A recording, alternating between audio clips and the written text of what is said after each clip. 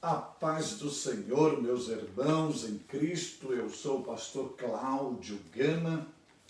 Estamos começando agora mais uma escola bíblica dominical com o pastor Cláudio Gama e o presbítero David.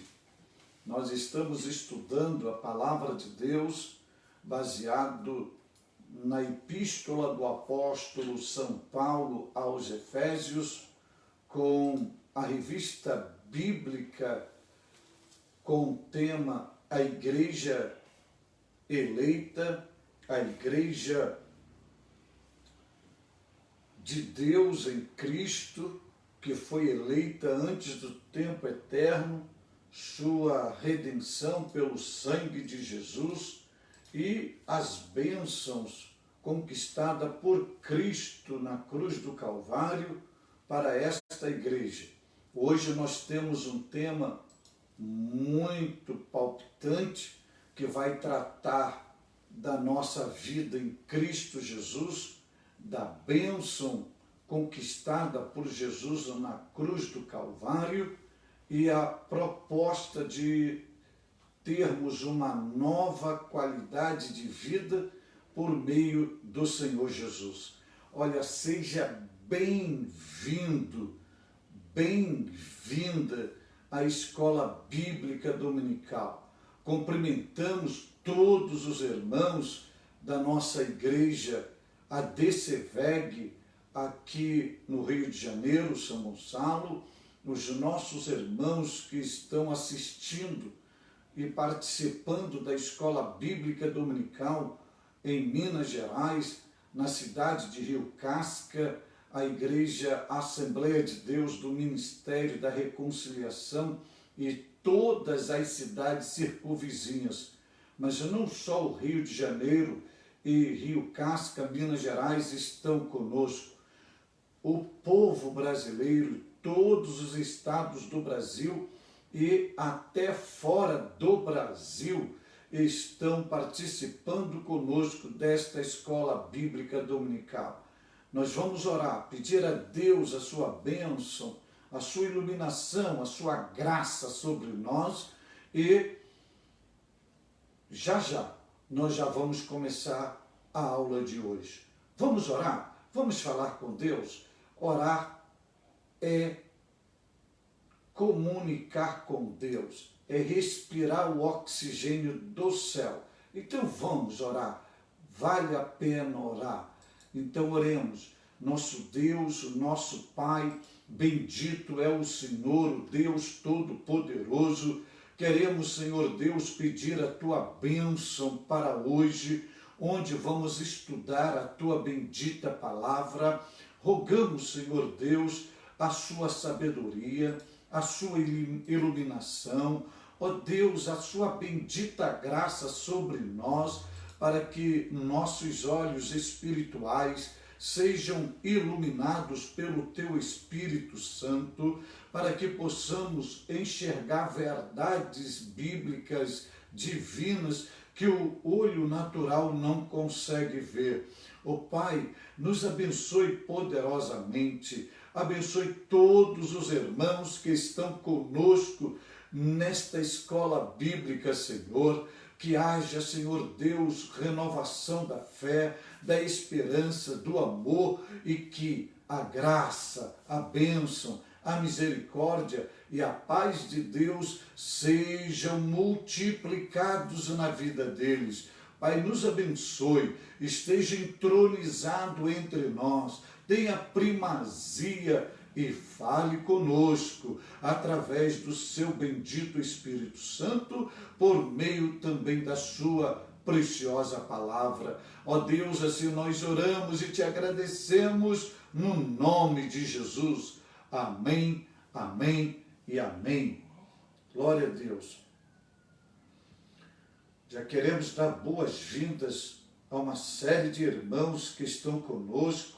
Olha, o pastor Francisco Pereira, Francinaldo Pereira, de Portugal. Ô pastor Francinaldo, que alegria o Senhor nos dá estar aqui participando da Escola Bíblica conosco. A cantora Jéssica Oliveira, lá de Curitiba. Temos orado pelo seu tio, Jéssica, todos os dias, inclusive esta madrugada mesmo.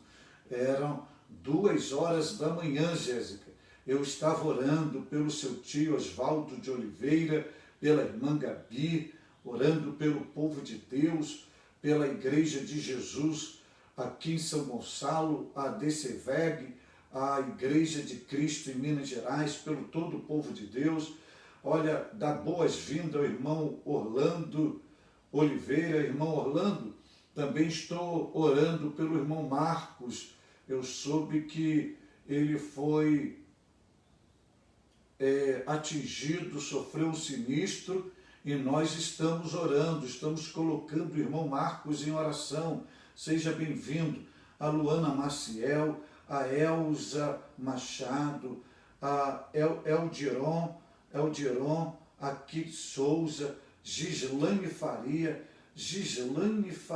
está aqui conosco. A paz do Senhor, Gislane, se eu não estou equivocado, Gislane é de Portugal, está em Portugal também, a Gislane, se eu não estou equivocado. Reginaldo Marcos, membro da nossa família ADCVEG, está aqui com a gente. Obrigado. O Ronaldo Marinho, Piraquara, o Ronaldo, Piraquara, Paraná. Elisama Gomes, Berenice Carvalho, Salatiel Maciel, muito obrigado, querido, muito obrigado. O Horácio da Costa, Ruth Lima de Ji-Paraná, presbítero Vande Galberto de Rio Casca, Minas Gerais, Franciane Ventura. Ontem, irmã Franciane, liguei para a irmã, não consegui, depois liguei para o seu esposo, irmão Alain, para saber como os irmãos estavam. Estamos orando por vocês, e muito bom ter a irmã aqui, a missionária Isabel Cristina, Suzana Brito, Vera Lima, Midian de Sá, lá de Araraquara. A irmã Midian, ela é uma fiel escudeira nossa aqui. Todas as lives, todos os eventos que a gente faz, a irmã Midian está aqui com a gente, nos prestigiando. O Gilberto Silva Sotelo está aqui também. A Rosenilda Cares, muito lá de Cacoal. Obrigado, irmã Rosenilda, para a glória de Deus. Sejam bem-vindos hoje à Escola Bíblica Dominical. É a 5ª lição, né, presbítero David? 5ª lição. Cumprimente os nossos irmãos e vamos fazer a apresentação. A missionária Michele Emerick também está aqui com a gente. Isso mesmo, olha só. A Gislane Faria, Lisboa, está em sintonia. Então nós temos o pastor Francinaldo, a irmã Gislane Faria, estão lá em Portugal nos prestigiando. Olha, eu amo muito essa terra, esse povo lusitano. Deus abençoe vocês, Deus guarde vocês aí nesta terra, que o Senhor cubra vocês com o sangue de Jesus, livrando vocês de todo mal, tanto o pastor Francisnaldo como a irmã Gislane Faria em terra lusitana. Vamos lá, David, Deus seja louvado por tudo. Graça e paz a todos que estão aqui conosco, participando da Escola Dominical. Lição de número 5, que tem como título Libertos do Pecado para uma Nova Vida em Cristo. Então, nós estamos estudando, como o pastor bem falou, a Carta aos Efésios, e o texto áureo de hoje se encontra na Carta aos Efésios, capítulo de número 2, versículo de número 4 ao versículo de número 5. Carta aos Efésios, capítulo de número 2, verso de número 4 e o de número 5, que diz assim o texto áureo. Mas Deus, que é riquíssimo em misericórdia, pelo seu muito amor com que nos amou, estando nós ainda mortos em nossas ofensas, nos vivificou juntamente com Cristo. Efésios 2, versículo 4, versículo 5. A verdade prática diz: por meio da maravilhosa graça divina, fomos libertos do pecado, perdoados e salvos da condenação e, ainda, recebemos o direito à vida eterna. A leitura bíblica em classe, você que tem a revista da CPAD pode acompanhar conosco, tanto na lição 5, como você que não tem pode acompanhar pela sua Bíblia, na Carta aos Efésios, capítulo de número 2, do versículo 1, versículo de número 1 ao versículo de número 10. Carta aos Efésios, capítulo de número 2, do versículo de número 1 ao versículo de número 10. Como de costume, o pastor Cláudio vai estar lendo o primeiro versículo e o segundo até lermos os 10 versículos. Pois bem, assim diz a Bíblia, e vos vivificou, estando vós mortos em ofensas e pecados, em que, noutro tempo, andaste segundo o curso deste mundo, segundo o príncipe das potestades do ar, do espírito que, agora, opera nos filhos da desobediência, entre os quais todos nós também, antes andávamos nos desejos da nossa carne, fazendo a vontade da carne e dos pensamentos, e éramos por natureza filhos da ira, como os outros também. Mas Deus, que é riquíssimo em misericórdia, pelo seu muito amor com que nos amou, estando nós ainda mortos em nossas ofensas, nos vivificou juntamente com Cristo, pela graça sois salvos. e nos ressuscitou juntamente com Ele, e nos fez assentar nos lugares celestiais em Cristo Jesus, Para mostrar nos séculos vindouros as abundantes riquezas da sua graça, pela sua benignidade para conosco em Cristo Jesus. porque pela graça sois salvos, por meio da fé, e isso não vem de vós, é dom de Deus.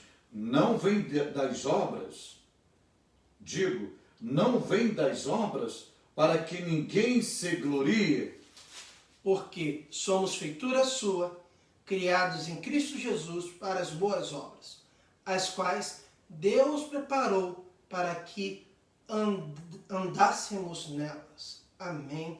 E amém. Amém, amém. Dizer a todos os irmãos que estão aqui participando conosco, nos assistindo, como a Lindsay Soares, a Sueli Vieira de Londrina, Ângela Maria Silva de Urucânia, Luciana Cardoso, o diácono Adilson Mariano, a Stephanie Santos, que qualquer dúvida que surgir dentro do tema da revista, qualquer informação que ficar em dúvida, que os irmãos quiserem tirar, fiquem à vontade para poder não só mandar dúvidas, como comentários que, dentro do possível, nós estaremos tentando atender a todos aqui. Amém? Olha, o Adilson Mariano está aqui com a gente, que alegria.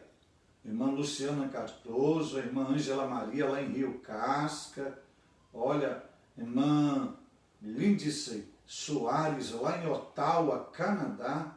Olha que alegria, David. Nós temos a irmã Águia Silva lá da Bahia. Então veja, temos Portugal, temos o Canadá e os nossos irmãos de todo o Brasil aqui nos prestigiando com essa escola bíblica, como o Daniel Alves, lá em Frutal, Minas Gerais, a cantora Selma Gonçalves, lá em Cuiabá, Mato Grosso. Olha que bênção! Deus seja louvado, que a mão de Deus continue estendida sobre esses servos de Deus. Amém.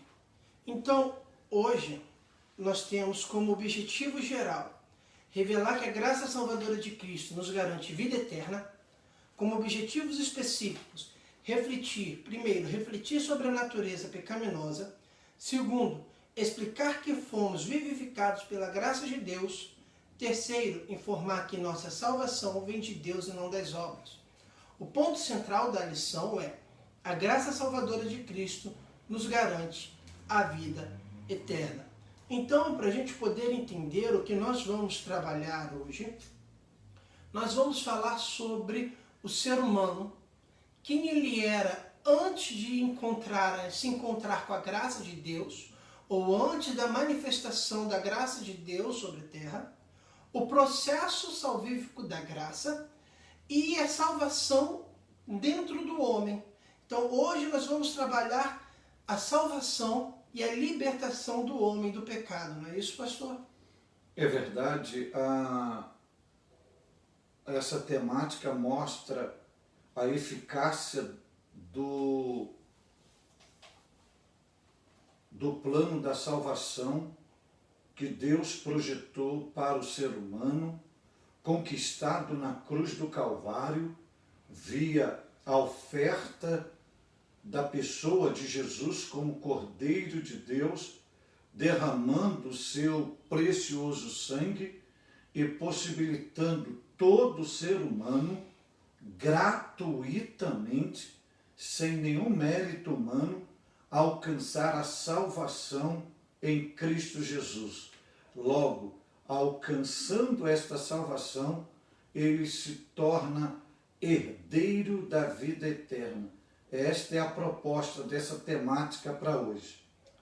Amém. Então, para a gente começar, vamos começar falando sobre a nossa condição anterior, que é o subtópico 1 do primeiro ponto. E aí, o escritor traz algo aqui falando que, devido ao pecado, devido a tudo, o homem, sua natureza decaída, é diagnosticado como morto. E ele vai dizer que é uma morte moral e espiritual. O senhor pode explicar para a gente o que é essa condição do homem morto? Sim. Na verdade, se a gente pegar o propósito original de Deus, o propósito de Deus para o homem é para que o homem pudesse viver eternamente em comunhão com Deus. Eternamente em comunhão com Deus. Haja vista que, mesmo com esse projeto de comunhão eterna com Deus, e a comunhão era a manutenção desta vida, Deus não isentou do homem, no seu projeto original, a possibilidade da desobediência, porque o vínculo era baseado em obediência. No momento em que o homem ele desobedece a Deus pela sua livre vontade, esse homem ele quebra o princípio. O que é quebrar esse princípio?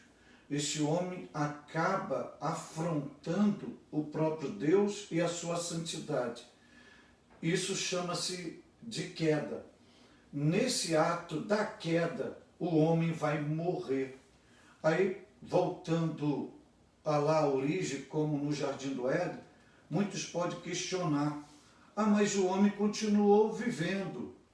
Mas a morte, ali, aquela primeira morte, ela não foi física, como diz o autor, ela foi moral e espiritual. Por que moral? Porque o homem quebrou princípios. E por que espiritual? Porque a partir dali o homem passou a viver separado de Deus. Essa separação é o mesmo sinônimo de rompimento da comunhão. A partir daquele momento, o homem passou a ser um estranho para Deus, porque, como a própria Bíblia diz, o pecado faz separação entre vós e o vosso Deus, e o homem passou a se tornar, uma linguagem aqui para o povo entender, um defunto ambulante. É o que Paulo vai dizer na primeira carta a Timóteo, capítulo 5 e 6, que é um morto que vive. Ele está vivo, mas na realidade ele está morto. Justamente, ele tem a vida física, mas por ele estar separado da comunhão com Deus, é um morto espiritual, e por ele estar com as suas naturezas inclinada a práticas pecaminosas, que fere os princípios estabelecidos por Deus e a natureza divina, também é um morto moral. Até o comentarista bota aqui que, tal qual um corpo inerte, a natureza pecaminosa impede o homem de ouvir e obedecer à voz de Deus. Então, muitas vezes que por isso algumas pessoas não entendem. Poxa, mas ele está ouvindo a pregação, ele está ouvindo a coisa, só que isso ele não muda, ele não entende, é porque ele está morto.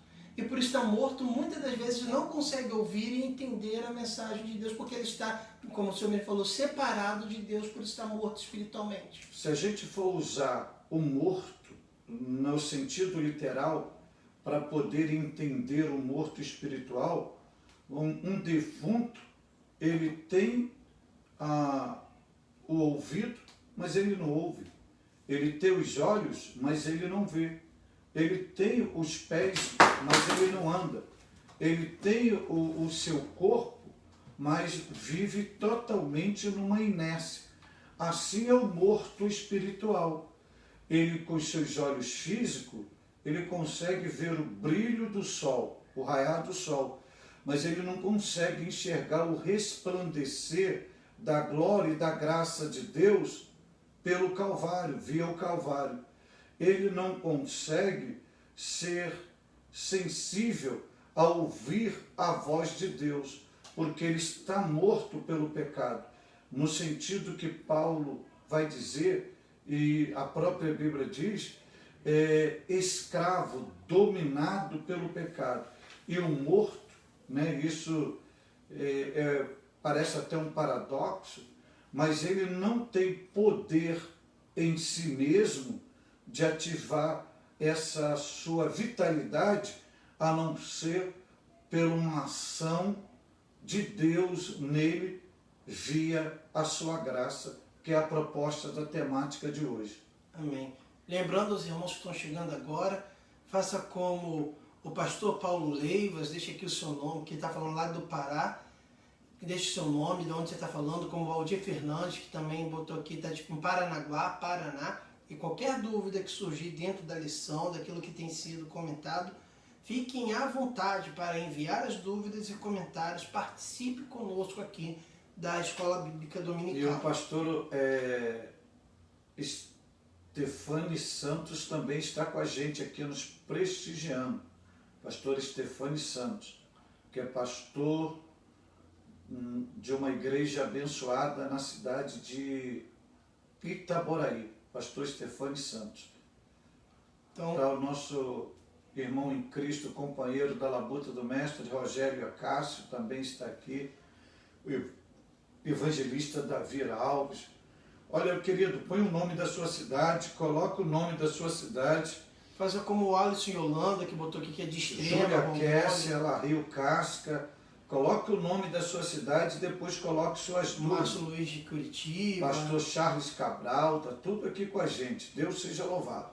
Agora falando, Paulo ele vai usar no versículo 2 o termo dizendo que ele vai dizer da seguinte forma, aqui o Luiz Carlos, a República Oriental, a Bagé, fronteira com a República Oriental do Uruguai. Uruguai. Obrigado, Luiz Carlos. Deus te abençoe. Um abraço a todos os nossos irmãos em Bagé. E aí o irmão está na fronteira, então o irmão tem contato com nossos irmãos aí no Uruguai. Envia o nosso apreço e a nossa recomendação em Cristo Jesus. Seja bem-vindo a Ruth Ramos. E Paulo, agora voltando aqui, Paulo vai dizer no versículo 2 o seguinte, em que, no outro tempo, andaste segundo o curso deste mundo, segundo o príncipe das potestades do ar, do espírito que, agora, opera nos filhos da desobediência. E aí o comentarista ele vem separando isso para nós tratarmos. E aí primeiro ele fala que a questão de andar é a forma de viver, a forma que eles viviam. E eu achei interessante que ele vai botando assim, primeiro, andaste segundo o curso desse mundo, que ele fala sobre a cultura, os costumes que eram praticados conforme aquele sistema, que iam contra a palavra de Deus.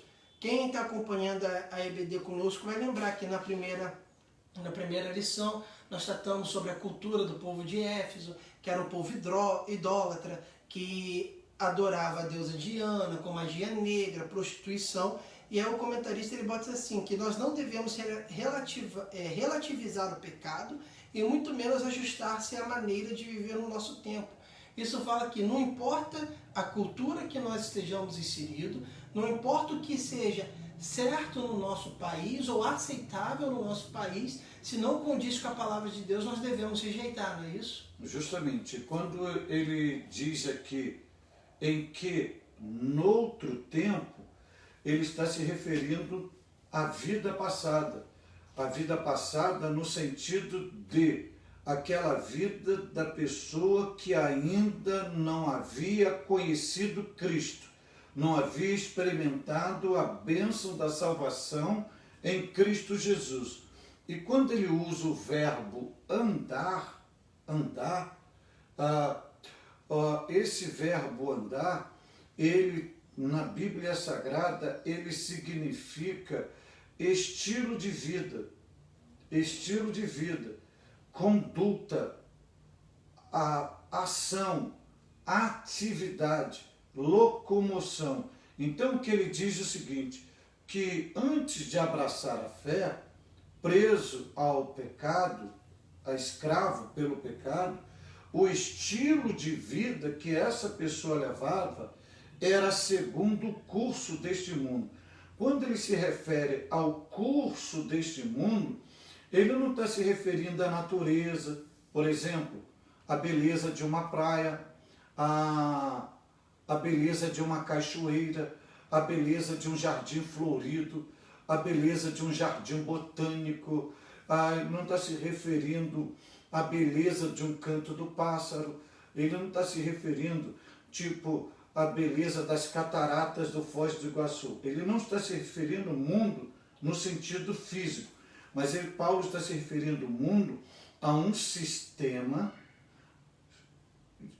dominado por um espírito de secularismo que trabalha em oposição a Deus e aos seus princípios e que leva o indivíduo a se comportar, a viver de acordo com esse sistema secular. Então, quando Paulo diz, segundo o curso deste mundo, ou seja, segundo as influências determinadas por um mundo que é inimigo de Deus, que trabalha em oposição a Deus e que leva esse indivíduo cada vez mais a se afastar de Deus, ou seja, numa linguagem bem prática, a ratificar ou sustentar o seu estado de morte espiritual.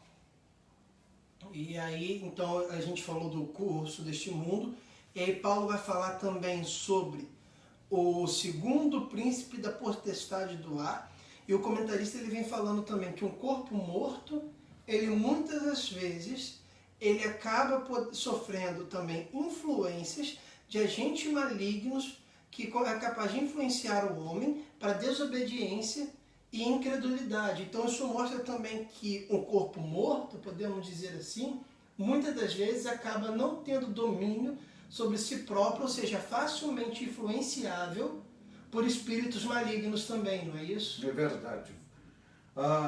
Queremos saudar a nossa irmã Camila Martins, Alex Soares, a irmã Dilceia Bastos e a irmã Josi Silva. Sejam bem-vindos aqui. Então, quando ele diz isso, ele está reafirmando uma verdade que é básica na Bíblia Sagrada, que o mundo jaz no maligno. Ok? Quando ele se refere ao príncipe da potestade do ar, Paulo usa essa mesma linguagem, essa mesma hierarquia em Efésios 12, quando vai falar que a nossa luta não é contra a carne nem contra o sangue, mas contra os principados, aquelas hierarquias de demônios. Efésios 6:12. 12.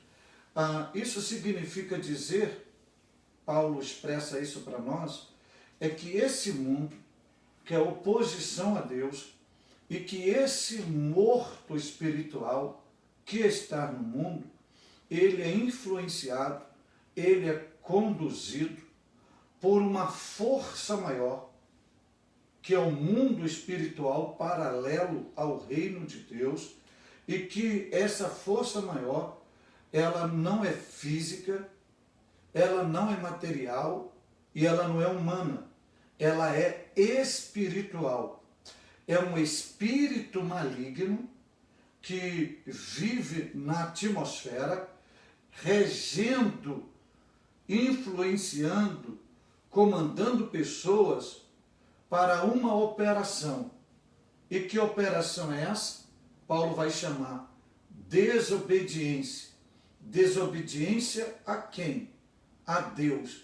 Então Paulo deixa bem claro que a pessoa é tão morta espiritualmente que ela desobedece a Deus porque nela ou sobre ela existe um espírito maligno que trabalha nela, trabalha na sua natureza carnal, para que ela viva em rebeldia ao seu Criador, à sua origem, que é o próprio Deus.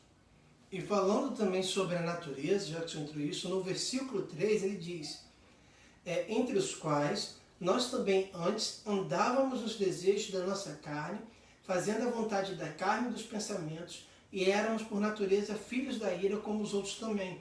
Ele fala também sobre o pecado, que o homem pecador, que segue também aquele pecado que vem enraizado nele desde Adão. E aí até tem um texto no subsídio pedagógico, que é muito interessante, que fala o seguinte: o pecado não consiste apenas de ações isoladas, mas também é uma realidade ou natureza dentro da pessoa, mostrando que também dentro de nós, como nós na semana passada falamos sobre a força inerente de Deus, o comentarista diz aqui que é algo inerente à natureza humana. Sim, porque o próprio Paulo vai dizer isto lá em Romanos 3,23, quando ele diz assim, todos pecaram. Então isso significa dizer que em Adão, todo o ser humano, ele é um pecador. O que significa isso teologicamente? É que o ser humano, ele já nasce carregando consigo a hereditariedade adâmica, ou seja, o pecado original. Ele já nasce tendencioso à maldade, à prática do pecado. E quando Paulo diz isto aqui, olha, nós também andávamos nos desejos da nossa carne, Paulo não está se referindo aqui à carne no sentido de estrutura biológica.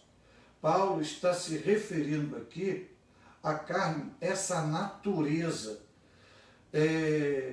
que se alimenta de pecado, esse velho homem, esses impulsos para imoralidade, para prostituição, para concupiscência, para idolatria, para prática de feitiço, para rebeldia, para as coisas que não coadunam com a natureza de Deus, que você muitas das vezes não quer fazer, mas os impulsos carnais te levam a isso.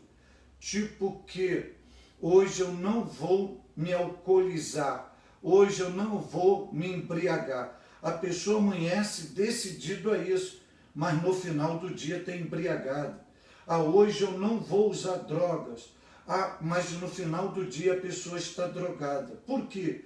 Porque opera um espírito nesta pessoa que alimenta seus desejos carnais, e enquanto esses desejos carnais não forem satisfeitos, essa pessoa não sossega. Por quê? Porque ela se ela é morta espiritualmente e ela se torna escrava dos seus pecados. Por isso que Paulo diz aqui sobre a carne. E outro detalhe, a carne aqui, veja que não está só na esfera de desejos, de impulsos, mas Paulo fala aqui também de pensamentos. Atinge a mente, atinge a consciência, atinge a decisão, atinge as vontades. Então veja que é uma ação global no ser humano, que o afeta por completo. Tudo isso por causa de um espírito morto, né? Porque o homem está morto em si mesmo, porque não alcançou a graça de Deus. E Paulo diz assim, éramos por natureza filhos da ira. Quando Paulo diz assim, filhos da ira, ou seja, debaixo de um juízo sentencial de Deus, para uma manifestação da ira de Deus, visando uma punição, porque a santidade de Deus foi violada por causa desse morto espiritual. Por isso que todos na prática do pecado que estão, e como nós que estávamos, nós somos chamados filhos da ira, porque a gente está debaixo de um juízo, de um derramar da ira de Deus, porque a cada prática nossa estamos ofendendo a santidade de Deus. E a resposta de Deus para zelar pela sua própria santidade é a manifestação da sua ira. Mas o mais interessante nisso é que nós éramos filhos de Deus, e aí é um texto que eu gosto muito, Romanos 5,8, que diz que e Deus prova o seu amor para conosco, que entregou o seu Filho para morrer por nós, quando nós éramos ainda inimigos de Deus. E aí o Senhor falando que com o nosso pecado nós ofendemos a santidade de Deus, oferimos a santidade de Deus, ou imaculamos a santidade de Deus, e isso fez com que nós fôssemos filhos da ira. Só que Deus, através da graça, nos tira de filhos da ira e nos chama para filhos de adoção em Cristo Jesus, filhos deles adotados através da graça em Cristo Jesus, não é isso? Isso, porque o que é a graça, a operacionalidade da graça? É a restauração do plano original de Deus. Porque quando Deus fez o primeiro homem, Deus não fez o primeiro homem para ser escravo. Deus fez o primeiro homem para ser filho. O homem que optou por ser escravo, segundo os seus próprios desejos. Aí você vê aqui na linguagem de Paulo, que de filho de Deus, olha a decadência que o homem vai trilhar. De filho de Deus, ele vai ser chamado filho da desobediência. E depois, no versículo 3, logo em seguida, filho da ira. Então, era filho de Deus, filho do seu amor, e por causa de uma decisão, vai ser chamado filho da desobediência, filho da ira, e vai ser separado, porque morre espiritualmente, porque na verdade o pecado ele vai proporcionar 3 mortes ao ser humano. Ele vai proporcionar morte espiritual, morte física e morte eterna. E isso é interessante. E para a gente resumir, a gente ainda pode dizer que no homem morto, o pecador, na linguagem de Paulo, ele exerce 3 forças, então, só para a gente resumir, até para que chegou agora, que influenciam ele para o pecado. É a sua própria carne pecaminosa, o seu homem interior, sua natureza adâmica, que influencia ele ao pecado. São espíritos malignos que trabalham, as potestades que influenciam ele ao pecado, e é a cultura de um mundo decaído que influenciou ele ao pecado, né? Justamente. E ele se torna, é o que a Bíblia diz, morto, ou seja, ele é inerte e não tem força em si mesmo para sair dessa situação. Mas ao mesmo tempo nós cremos em um Deus, um Cristo que é mais forte e maior que todas essas influências, que somente Ele é suficiente para poder limpar o homem de todas essas influências. É o que Paulo vai explicar logo no versículo 4. Somente uma ação de Deus, baseado em graça, misericórdia, amor e compaixão, consegue arrancar este homem desse sistema e ressuscitá-lo para uma nova vida em Cristo Jesus. E aí então, olhando para o versículo 4, que o senhor falou, e já indo para o tópico 2 da revista, que diz, mas Deus, o verso 4 do capítulo 2 de Efésios, mas Deus, que é riquíssimo em misericórdia pelo seu muito amor com que nos amou. Aí vai dizer que esse ato de misericórdia implica compaixão e simpatia para com os indignos. Ou seja, nós não merecíamos, como nós viemos falando, estávamos mortos, éramos filhos da ira, víamos ferindo a santidade de Deus, e mesmo sem merecer, Deus ele se colocou com misericórdia para nós. Essas são as dádivas que Deus libera. Mas tem um detalhe no início do versículo 4, que ele passa desapercebido, mas ele é importantíssimo.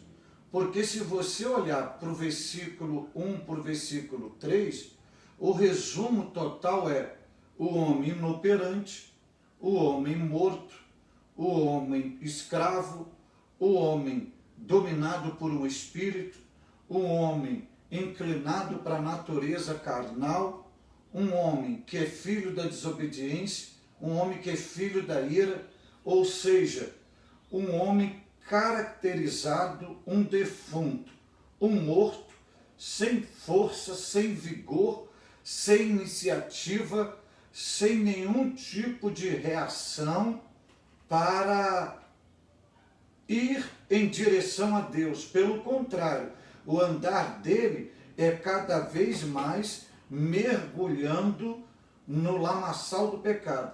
Mas quando chega no versículo 4, diz assim, mas Deus. Então, quem vai tomar a iniciativa?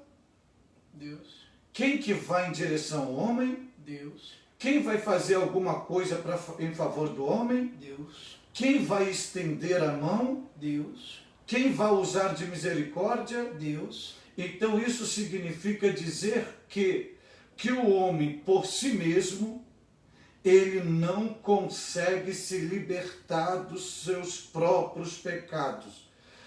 Toda ação libertadora do pecado é uma ação de Deus em direção e favor do homem, e não nenhuma ação de Deus, do homem, em favor ou em direção a Deus. Ou numa linguagem para a gente conectar isso, é uma ação do céu para a terra, e não uma ação da terra para o céu. Por isso que é bom os irmãos acompanharem toda a revista. Quem não teve ainda a oportunidade, ou quem está vendo pela primeira vez, aqui na página do pastor, todas as aulas dessa revista, elas estão disponíveis, porque hoje nós estamos trazendo, no capítulo 2, meio que traz um resumo, um fechamento de tudo aquilo que vínhamos tratando antes. Porque, por exemplo, na lição que nós tratamos sobre eleição e predestinação, que nós falamos sobre o pelagianismo e o semi-pelagianismo, eles diziam justamente isso, que a salvação era uma ação do homem em relação a Deus, quando na realidade é uma ação de Deus no homem. Uma ação de Deus no homem. E é interessante que essa misericórdia de Deus, Paulo vai dizer, mas Deus que é riquíssimo em misericórdia pelo seu muito amor, ou seja, essa misericórdia existe pelo amor de Deus. Você vê que mesmo nós sendo filhos da ira, Deus mesmo assim nos amou, e o que eu achei interessante é que esse muito no original, ele não pode ser traduzido como grande. Você não pode dizer que é como grande amor, porque esse muito, Paulo estava pensando não o tamanho do amor de Deus, mas o quão infinito É esse amor. Está falando da abundância e não da grandeza. E olha que tem algo, Paulo é tremendo nas suas linguagens, porque quando ele se refere a Deus, ele fala riquíssimo e fala muito. Ele diz que Deus é riquíssimo em misericórdia. Olha, querido, você que está me ouvindo e assistindo essa aula aqui, olha, preste atenção no que eu vou falar agora,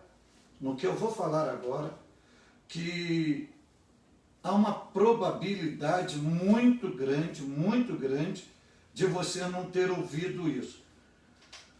Com certeza você já ouviu misericórdia, misericórdia, misericórdia, misericórdia, misericórdia. Isso eu não tenho dúvida. Mas vamos entender o que é misericórdia. Misericórdia, dentro da originalidade da palavra, é misere mais cordes. Misere vai originar a palavra miséria. Cordes vai originar a palavra cardia, que vai originar na nossa linguagem coração. Então, misericórdia, o seu conceito é colocar o coração na miséria do outro, ou pegar a miséria do outro e colocar no seu coração. Aqui, quando diz que Deus é riquíssimo em misericórdia, isso aqui revela algo muito interessante, muito importante da graça de Deus, do amor de Deus. Por quê? Porque esse homem morto em suas ofensas, em seus pecados, o que esse morto era? Um miserável. E o que é a graça e o amor de Deus? Quando diz que Deus é riquíssimo em misericórdia. Primeiro, Deus pegou o seu coração, recheado de amor, e colocou na miséria desse pecador. E ao mesmo tempo, Deus pegou essa miséria de pecador, o seu estado miserável de pecador, esse miserável pecador, que Paulo diz, miserável homem que sou, Deus pegou a miséria desse pecador e colocou no seu coração. Olha que algo espetacular. Deus pega o seu coração e coloca na miséria do pecador. E pega a miséria do pecador e coloca no seu coração, só para que ele receba vida, e vida com abundância. Deu para entender aí, querido? Deus se permite sentir a nossa miséria. Isso é incrível. Isso é graça. Ele se permitir, o que você colocou aí, sentir a nossa miséria, conviver com a nossa miséria para remover a nossa miséria. E outra coisa que você falou isso aqui, só para a gente entender isso, deixa eu pegar só um texto aqui, já que você tocou nisso, porque às vezes a pessoa fala assim, mas sentir a nossa miséria, e o pessoal não está acostumado com essa linguagem. Deixa eu só pegar um... Pode até se espantar, achar que a gente está inventando, mas deixa eu só pegar um texto bíblico aqui para mostrar isso a esse povo. Deixa eu ver se eu acho esse texto aqui. Enquanto o senhor procura, até dentro disso que está falando, até a irmã aqui, deixa eu achar o comentário dela, Ângela Maria Silva, ela citou Romanos 6,6, que na minha versão diz assim, sabendo isto, que foi crucificado com ele o nosso velho homem, para que o corpo do pecado seja destruído e não sirvamos o pecado como escravos. Isso aí também já mostra um pouco disso que ele está falando, que ele vem para que nele o nosso corpo de pecado fosse destruído. E aí faz até alusão com o versículo 5 de Romanos, que é: estando nós ainda mortos em nossas ofensas, nos vivificou juntamente em Cristo, falando que em Cristo, junto dele, nós fomos vivificados. Aí eu vou deixar você ler o texto, depois a gente volta para comentar esse aqui, já que você achou o texto que fala sobre o fato de Cristo sentir a nossa miséria. 2 Coríntios, segunda epístola de Paulo, segunda no feminino, epístola de Paulo aos Coríntios, capítulo 8, versículo 9, diz assim: porque já sabeis a graça de nosso Senhor Jesus Cristo, que sendo rico, Jesus sendo rico, por amor de vós, se fez pobre. Se fez pobre, ou seja, ele participa da nossa miséria. Ele se fez pobre para que pela sua pobreza enriquecesses. Ou seja, ele se fez pobre para que nós pudéssemos ser ricos nele. Amém. Aleluia. E aí, na questão que nós estávamos falando, que nele nós fomos mortos, ou esse corpo foi morto, mas que também, Paulo vai dizer no versículo 5, nos vivificou juntamente com Cristo. Ou seja, o homem que antes estava morto no pecado, agora, sem mérito algum, ele em Cristo, ele foi ressuscitado. E aqui a gente pode dizer que em Cristo nós recebemos o direito de duas ressurreições. Uma ressurreição imediata, que é que estávamos mortos no pecado, verdade, mas agora estamos vivos em Cristo. E uma ressurreição futura, que é esse corpo físico que ainda irá morrer, mas nós seremos ressurretos eternamente para viver com Cristo por toda a eternidade, não é isso? Isso por quê? Porque os portais da imortalidade foram abertos via a manifestação da graça de Deus. E outro detalhe muito importante, que tem um segredinho aqui, nessa linguagem de Paulo, é que Paulo fala juntamente com Cristo. Juntamente. Então, tem 3 detalhezinhos que Paulo fala: juntamente, em Cristo e com Cristo. O que significa isso? Juntamente, em Cristo e com Cristo.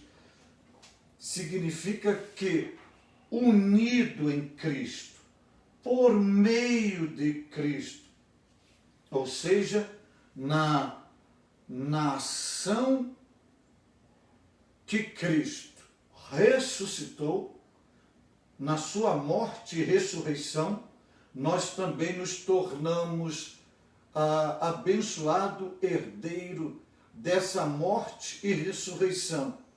E via a morte e ressurreição de Cristo, nós morremos para o mundo, essa velha natureza é morta e passamos a viver a bênção da ressurreição em Cristo Jesus para uma novidade de vida. E aí até faz a ligação com o ponto 3, que no versículo 6, Paulo vai dizer justamente isso: e nos ressuscitou juntamente com ele, e nos fez assentar nos lugares celestiais em Cristo Jesus. Então aqui a gente vê justamente você está falando com ele, com Jesus, ou seja, e isso posso até ter entendido errado, mas não importa que eu tenha aceitado Jesus agora em 2000 anos depois, mas se eu aceitei a Jesus, a minha ressurreição, ou a minha vivificação de espírito aconteceu com Jesus na sua ressurreição. Ou seja, é algo que vem desde ele, desde a sua ressurreição. Então isso já mostra que não existe validade para o sacrifício de Cristo. Porque com Jesus nós recebemos esse direito. Então quando Deus ressuscitou pelo poder de Deus, que nós estudamos semana passada, ele ressuscita Jesus, com ele todos aqueles que aceitaram a Jesus, seja no momento da sua ressurreição ou até a sua volta, receberam isso nele, ou seja, não tem validade. Não. Enquanto Cristo permanecer vivo e ele é eterno. Justamente porque essa bênção, ela é permanente e ela é eterna. Porque ela vem com Jesus. Com Jesus. Agora, eu vou falar algo aqui, ó. Eu não sei se você está preparado para ouvir isso, mas isso é riquíssimo. E isso está aqui intrínseco na Bíblia, está intrínseco na mensagem cristológica de Paulo. Tá certo? Para a gente entender essa riqueza, que é algo fenomenal. Mas preste atenção para depois eu não dizer que o pastor Cláudio Gama está falando heresia. Cristo não vai morrer na cruz do Calvário? Ele não morreu na cruz do Calvário? Sim. Tá. Quando Cristo morre na cruz do Calvário, a Bíblia, Paulo não diz que ele se fez pecado? Uhum. A Bíblia não diz que ele morreu em nosso lugar? Uhum. Paulo não vai dizer que ele está crucificado com Cristo? Sim. Ou seja, então, quando Cristo está morrendo na cruz, está crucificado na cruz, nós também estamos morrendo nele. Aleluia. Ok? Nós estamos morrendo nele. Quando Jesus vai para o túmulo, nós estamos sendo sepultados com ele. E quando Jesus ressuscita, nós ressuscitamos com ele. É o que Paulo diz aqui, ó. É o que Paulo diz. Estando nós mortos nas nossas ofensas, nos vivificou juntamente com ele e nos ressuscitou juntamente com ele. Ou seja, ele não ressuscitou sozinho.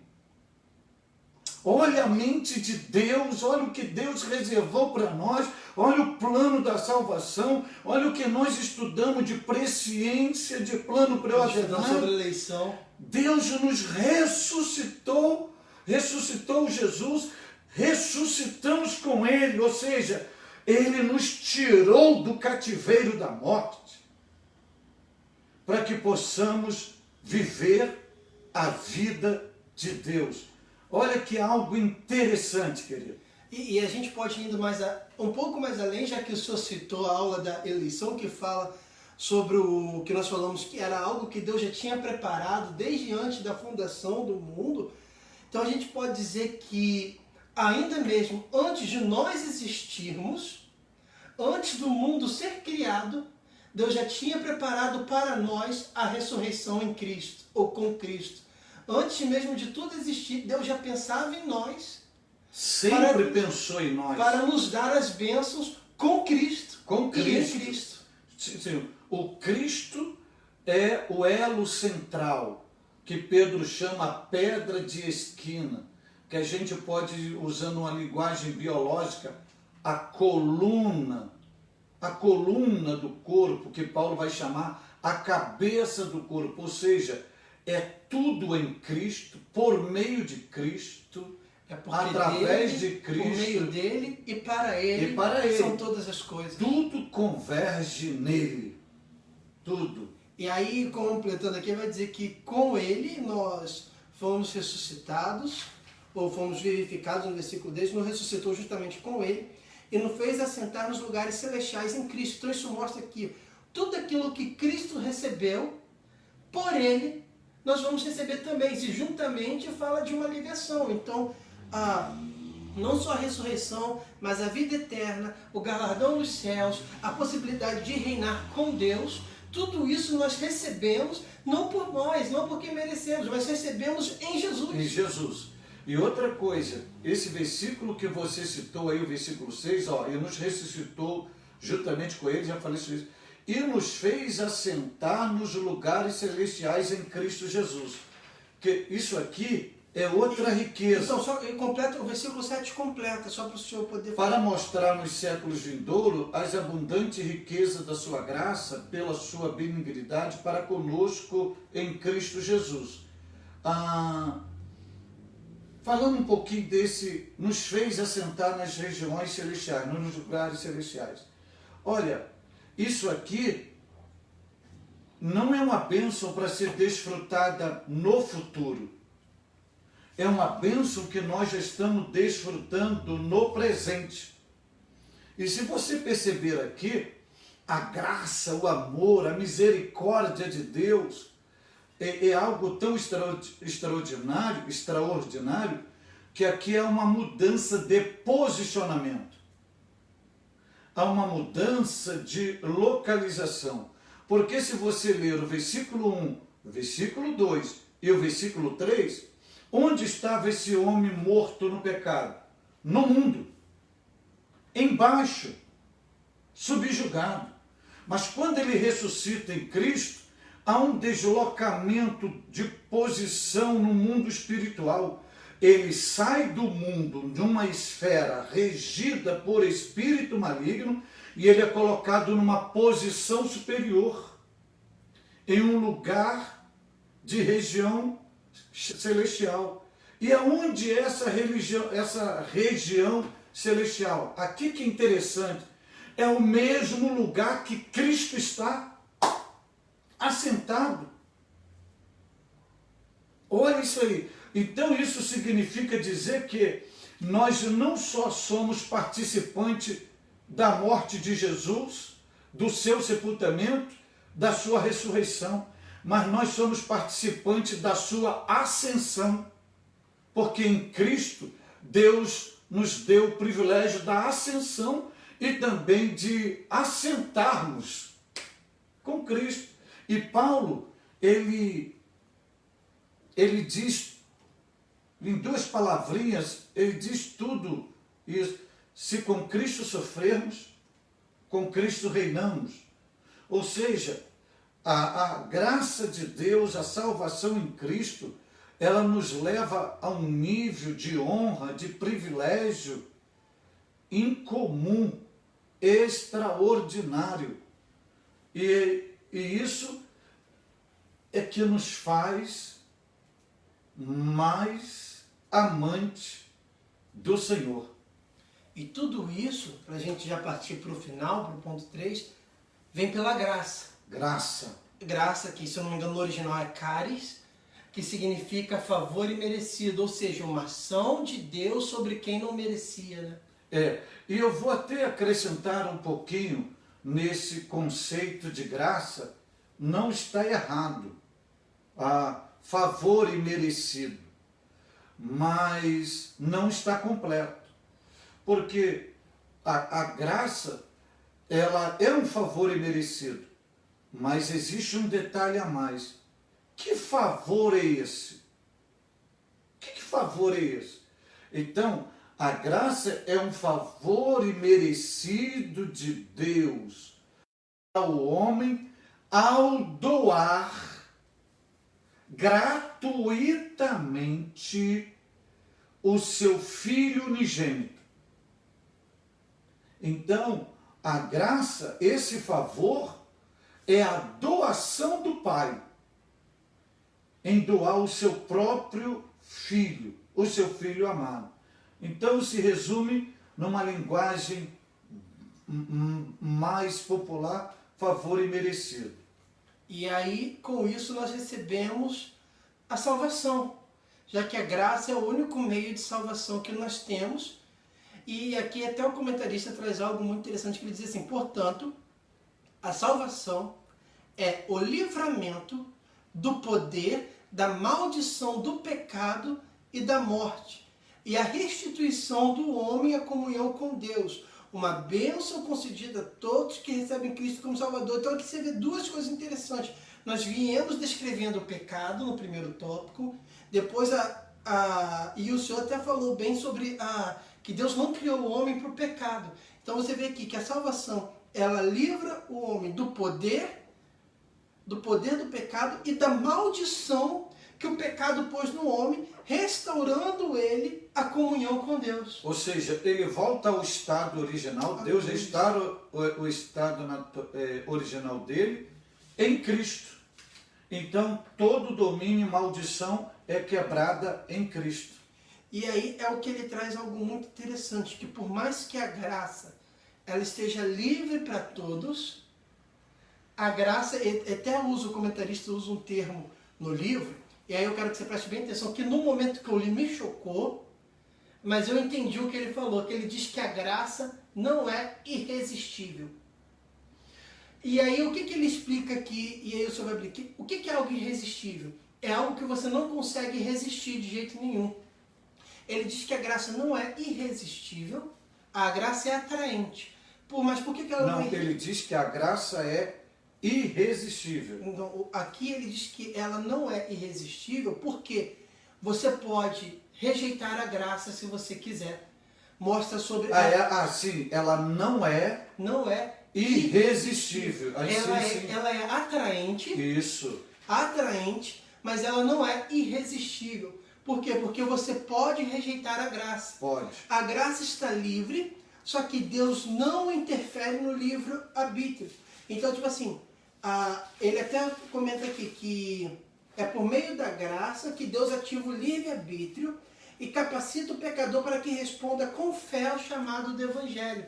Ou seja, ela está disponível, mas Deus não te força a aceitar. Você tem o livre direito de escolher se você quer aproveitar das bênçãos da graça ou não. Porque, cara, se você for olhar tudo que nós falamos até agora, que o senhor falando, sobre Deus se permitir sentir a misericórdia do homem, sobre Deus se fazer pobre para que nós fôssemos ricos, sobre Deus entregar, doar o filho dele por causa de nós, e ele faz tudo isso e ainda diz o seguinte, olha, eu ainda te dou o direito de você escolher se você quer isso ou não. Cara, Deus é maravilhoso. É isso aí. Deus, ele é incrível. É isso mesmo. E aí ele até fala que isso é somente por meio da fé, e o subsídio teológico, ele diz algo aqui que é interessante, que ele diz o seguinte, somos salvos pela graça, que Efésios 2,8, mediante a fé. Aí ele bota João 3,16, que crer no Filho de Deus leva a vida eterna. E ele liga com Hebreus 11,6, que sem fé não poderemos agradar a Deus. Aí ele descreve isso. A fé, portanto, é a atitude da nossa dependência, confiante e obediente em Deus e na sua fidelidade. Essa fé caracteriza todo filho de Deus fiel. E olha só o que ele bota aqui. Aqui a fé é o nosso sangue espiritual, que é o que corre naturalmente dentro de nós. Porque quando nós temos fé, nós recebemos isso de Deus, mas temos o direito de não receber. Cara, isso é incrível.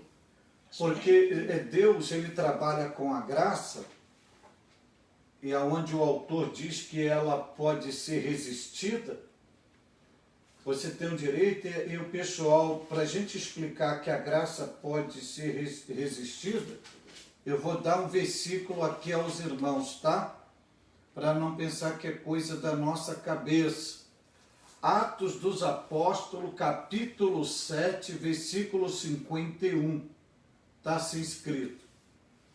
Homens de dura cerviz e incircuncisos de coração e ouvido, vós sempre resistis ao Espírito Santo.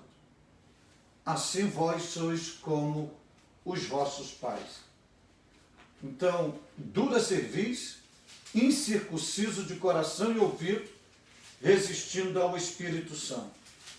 E a questão da fé é o ato de Deus, via sua graça, ativar a fé no coração do homem, para que o homem dê a resposta a Deus, e a salvação, dentro de uma visão bíblica, ela é condicional, ou seja, ela tem a participação de Deus e uma resposta do homem. para dizer sim a esse plano salvífico e alcançar a bênção de Deus. Na verdade, o desejo de Deus é que todos sejam salvos. Mas isso não significa que todos serão salvos por causa desse livre-arbítrio de Deus respeitar a decisão do homem. E aí, para a gente concluir... Não é Deus estar submisso, controlado ou subordinado à decisão do homem. É Deus respeitar a própria lei, o próprio princípio que ele estabeleceu no homem. E aí, para a gente concluir, o último tópico da revista fala sobre Efésios 2:8, que diz: porque pela graça sois salvos, por meio da fé. E isso não vem de vós, é dom de Deus. E o 9, não vem de obras, para que ninguém se glorie. E aí o comentarista bota assim: aqui Paulo usa duas negações para endossar a origem da salvação. A primeira expressão, isso não vem de vós, trata da salvação pela graça que provém de Deus. A segunda ratifica que a salvação não vem de obras, o que indica não se tratar de recompensa de algum ato humano. Essas afirmações excluem a possibilidade de alguém ser salvo por esforço pessoal. E aí completa aquilo que nós estávamos falando no primeiro tópico, que o homem estava morto e ele não tinha força por si próprio para se salvar. Ou seja, a salvação ela vem pela graça, que é um ato próprio de Deus. O homem não tem condição de se salvar. Então não existe nada que nós possamos, que aí a gente volta também a algo que a gente tratou nas primeiras lições, que existem pessoas que entendem que a salvação dela é por meio de boas ações. E algumas religiões pregam isso. Não, se você for boa pessoa, tiver um coração generoso e tal, isso vai garantir a sua salvação. Tratam as boas ações como remissão de pecados. Não está funcionando.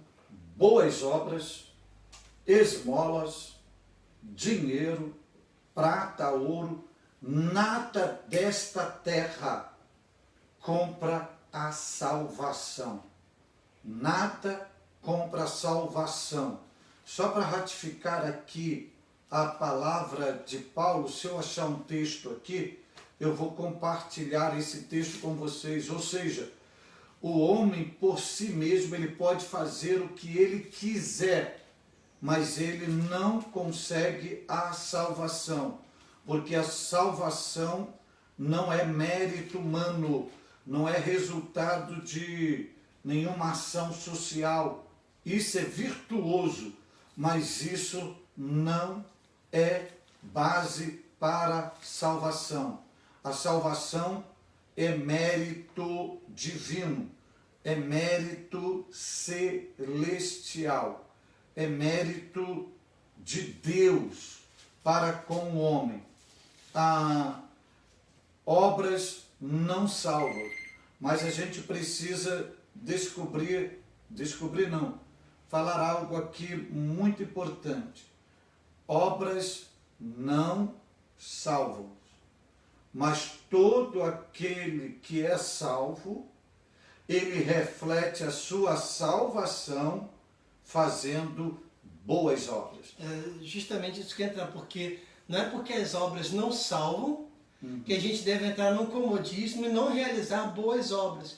Porque as boas obras são frutos de que a salvação, quando aquele que recebeu Jesus, as boas obras são frutos ou sinais da eficácia da salvação nele, que até a carta de Tiago vai dizer que a fé sem obras ela é morta, não é isso? Justamente. Ou seja, as obras, elas são um testemunho que você foi salvo, mas elas não são fontes ou garantias para a sua salvação. Ou seja, é uma frase que eu ouvi uma vez: nós não realizamos boas obras para sermos salvos. Nós realizamos boas obras porque fomos salvos. Justamente isso. Então é algo que nós precisamos entender, que não existe nada que nós possamos fazer a não ser aceitar a Jesus para sermos salvos. E um detalhe que eu quero compartilhar com vocês, que já fechou o tempo, né? Isso. Olha só, você que está estudando com a gente. Vamos fechar com o versículo 10. O versículo 10 é o resumo de tudo. Olha o que ele diz assim: porque somos suas feituras, somos sua feitura, porque somos feitura sua, criados em Cristo para as boas obras, as quais Deus preparou para que andássemos nelas. Ou seja, feitura sua. O que era um homem morto? O que era um homem morto? Desfigurado, deformado, ok? E ainda inclinado para as coisas do mundo e influenciado pelo príncipe da potestade do ar. Quando a graça vem nele, ele é alcançado pela graça, que ele ressuscita em Cristo, ele vai ser moldado segundo Cristo. Ou seja, a imagem de Cristo vai ser infundida nele. Quando diz, porque somos feitura sua, obra de Cristo, ele vai ser reproduzido igual a Cristo, e vai ser reproduzido, ou seja, ele passa a ter a natureza de Cristo, o caráter de Cristo, o Espírito de Cristo, a imagem de Cristo, o brilho de Cristo, o perfume de Cristo, a unção de Cristo, a santidade de Cristo, o poder de Cristo, o amor de Cristo, para quê? Para as boas obras, a qual Deus preparou para que andássemos nela. O que significa isso? Você agora não anda segundo o curso do mundo. É o contraste do versículo 1, 2 e 3, que andava no mundo, segunda coisa. Agora você anda segundo Cristo, reproduzindo as obras de Cristo, reproduzindo obras da salvação, reproduzindo a imagem de Cristo. Ou seja, o resumo disso tudo é que você, alcançado com a bênção da salvação, via a graça de Deus, o favor imerecido de Deus, pela doação de Jesus Cristo, você morre em Cristo, é sepultado em Cristo, é ressuscitado em Cristo, é ascendido em Cristo, se assenta com Cristo e você passa a reproduzir Cristo. Isto é uma demonstração do amor de Deus, que é rico em misericórdia e muitíssimo em amor. Deus te abençoe muitíssimo em Cristo Jesus, querido. Seja o nome do Senhor. Eu espero que os irmãos tenham podido aprender um pouco mais, que o nome do Senhor tenha sido glorificado na vida dos irmãos. Semana que vem, lição 6, a condição dos gentios sem Deus. Então nós vamos falar um pouco mais sobre a vida daquele que não recebeu ou que recusou a graça de Deus, como ele tem vivido hoje. Então, semana que vem, a condição dos gentios sem Deus, sempre aqui, domingo às 10 horas da manhã. E hoje, às 19 horas, ceia do Senhor. E aí o pastor Cláudio Gama vai dar uma instrução para você que, por causa dessa quarentena, se a sua igreja estiver fechada, se a sua igreja não for realizar, e você quiser cear conosco, como que você pode cear conosco. Pois bem, antes de dar essa instrução, não houve nenhuma pergunta, nenhuma dúvida? Glória a Deus, hein? Não. Glória a Deus. A irmã Gislane mandando a bandeirinha lá de Portugal. Opa, obrigado. Pastor Francinaldo ainda está conosco aqui, lá de Portugal. Andressa Barbosa, de Porto Velho, Rondônia. Irmã Ângela Maria, irmã Luciana Cardoso, olha, tudo aqui ainda assistindo a aula. Olha o Wander Galberto aqui, ó. Que legal, obrigado, Wander. Que maravilha, realmente, aula muito produtiva, palavra poderosa. Que Deus lhe abençoe. Obrigado, Wander, pelo carinho. Então, queridos, hoje nós vamos estar celebrando a Ceia do Senhor. A Ceia do Senhor é a maior festa da igreja. E Ceia do Senhor, ela não é opcional, ela é uma obrigação. A Ceia do Senhor é o ato que a gente renova a nossa fé em Cristo, a nossa aliança em Cristo. Então, como a gente tem orientação das autoridades para evitar aglomeração, os cultos presenciais estão suspensos, e isso é salutar, nós precisamos mesmo preservar esses cuidados, porque esse vírus não é brincadeira, então temos que tomar os cuidados e obedecer às autoridades constituídas. Agora, você crente, você que tem sua família cristã, você esposo e esposa, não tem filhos, mas não são crentes, reúne sua esposa, um cálice de suco de uva e 2 pedacinhos de pão. Nós vamos estar aqui. Você que tem a família, faz conforme o número da sua família. Prepara um lugar, uma mesa, coloca ali um cálice do suco de uva, um pedacinho de pão. E nós aqui às 19 horas, a partir das 19 horas, nós vamos estar fazendo a celebração. E quando a gente fizer a ministração, você vai participar juntamente conosco. Agora, se você tem impossibilidade às 19 horas, a partir de agora, ou o horário que for melhor para você, reúne a sua família, ore, dê graças pelos 2 elementos, use o texto bíblico e você celebre a ceia com a sua família. Também tem a opção de que o vídeo após a ceia ele fica disponível no Facebook. Os irmãos também podem acessar o vídeo depois e fazer a ceia no momento que mais for propício aos irmãos, através ali da celebração e após a ministração. É verdade. Agora, o conselho que eu dou para os irmãos: é crente, é salvo por Jesus, não deixe de ceiar. Faça isso. Você e a sua família.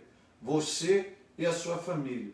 Tá? E até Deus fazer uma intervenção no nosso país e vir os novos tempos e a gente poder voltar ao nosso culto presencial. Deixa eu fazer um pedido para vocês aqui. Eu vou fazer um pedido em relação à minha pessoa. Não deixe de orar por nós, tá certo? Ore por mim, ore pela nossa família. E o segundo pedido, você que ainda não é meu seguidor lá no Instagram, por favor, vai lá nos dar esse prestígio, @PR Cláudio Gama, rumo aos 100 mil. E agora, o terceiro pedido. Ore pelo Brasil. Ore pela nação brasileira, querida. Onde quer que você esteja, em todos os seus momentos de oração, não deixe de orar pelo nosso país. Tá certo? Muito obrigado por você estar aqui. Muito obrigado pela sua audiência. Muito obrigado pela sua participação. Você nos motiva a continuarmos levando o arado do Evangelho. E saiba de uma coisa: juntos somos sempre mais fortes. E juntos chegaremos muito mais longe. E acredite, em Deus faremos proezas. Podemos, David? Eu vou ali só para poder controlar a live, chegar mais perto, para você poder orar e abençoar. Então, quando tiver para oração, avisa. Rogério, lá de Várzea Paulista, obrigado. Ronaldo Moura, Lidicei, Ottawa, Canadá. Luciano Cardoso, obrigado. Obrigado a todos. Pronto. Wander, muito obrigado. Vamos orar. Obrigado, Ângela Maria. Obrigado. Oremos agora. Nosso Deus e nosso Pai, poderoso Jesus, amado da nossa alma, nosso Salvador, ressurreto dentre os mortos, o Alfa e o Ômega, aquele que tem a chave da morte e do inferno, o que estais entronizado entre os querubins, o Deus que tem o poder pleno em si mesmo, o que se assenta sobre o globo da terra, o que se assenta sobre o dilúvio, diz a sua palavra, aquele que faz da terra o estrado dos seus pés, sim, o soberano Senhor. Eu oro a Ti agora e quero lhe apresentar todos esses irmãos que estão agora na escola bíblica dominical conosco, assistindo, participando, Senhor, que a bênção de Deus esteja sobre eles, que eles sejam renovados, revigorados e fortalecidos pela graça do Todo-Poderoso. Abençoe seus familiares, não permita que nenhum deles venham ser atingidos pelo Covid-19, que nenhuma praga venha chegar à tenda deles, mas que o mal seja repreendido pelo poder de Jesus, que hoje seja um dia de milagre, um dia de provisão, um dia de bênção, um dia de prosperidade, de boas notícias. Senhor Deus, também oro pelo Brasil, eu oro pela nação brasileira. Ó Deus, toda ação orquestrada por Satanás contra o Brasil seja repreendido pelo poder do nome de Jesus. Todos os demônios que se alimentam do Covid-19, o Senhor te repreenda. Todo o trono de Satanás estabelecido na nossa nação, venha demoli-lo agora, pelo poder de Jesus, o Senhor. Abençoe as autoridades constituídas, abençoe o presidente da República, abençoe o povo brasileiro, abençoe a igreja brasileira. Senhor, tome o Brasil nas suas mãos. Senhor, sara a nossa nação, sara a nossa nação, pois assim, Senhor, nós entregamos todos nas suas mãos, porque o Senhor sabe o que faz e faz com perfeição. Assim nós oramos e glorificamos o teu nome, no nome precioso de Jesus. Amém, amém e amém. Antes da bênção apostólica, eu aguardo você hoje, às 19 horas, no culto em família com o pastor Cláudio Gama, com a ceia do Senhor. Que a graça de nosso Senhor e Salvador Jesus Cristo, o amor de Deus e a comunhão do bendito Espírito Santo seja com todos vós que amam e aguardam a vinda de Jesus, não só hoje, mas para todos sempre. E todos que têm essa esperança digam amém. Deus te abençoe muitíssimo em Cristo Jesus.